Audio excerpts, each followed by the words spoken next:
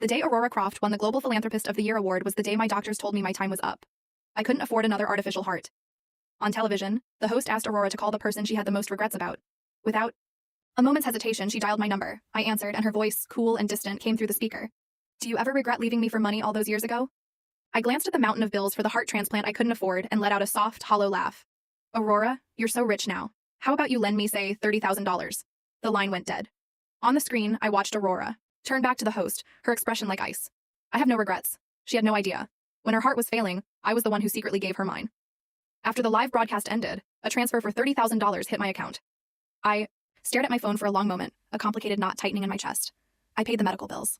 As I settled back into my hospital bed, I heard a familiar voice drift in from the hallway. I peeked through the crack in the door and saw her. Aurora. 7 years, and it was as if time hadn't touched her.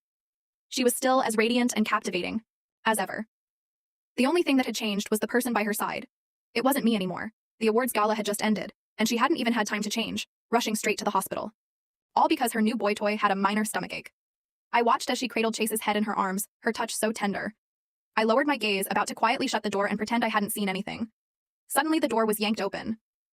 Flinched, my head snapping up to meet her gaze. Her eyes, sharp and cold as shards of ice, swept over me. It's been a while, she said, her voice dripping with frost. Aren't you going to say hello?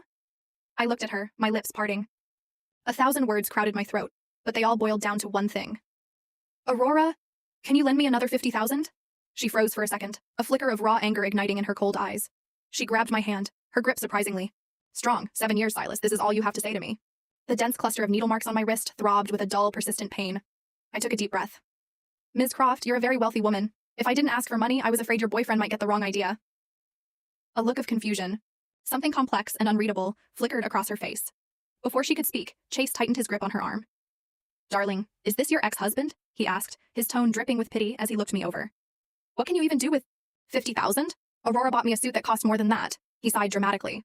It's a shame, Silas, you didn't know how to appreciate her. If you hadn't heartlessly abandoned her, I never would have had the chance to meet her. I said nothing, my mind drifting back. I met Aurora in college. We fell in love, and for 5 years, we were inseparable. Back then, she wasn't a billionaire CEO, and my body wasn't this fragile wreck. We were just 2 orphans, 2 broke students who had finally found the one person who mattered most in the world. We worked ourselves to the bone, dreaming of building a small home of our own. Just as our small business was starting to take off, Aurora was diagnosed with severe heart failure. The treatment and transplant would cost a fortune. We drained every penny of our savings. To keep following the story, head to my homepage for the rest. Don't miss out.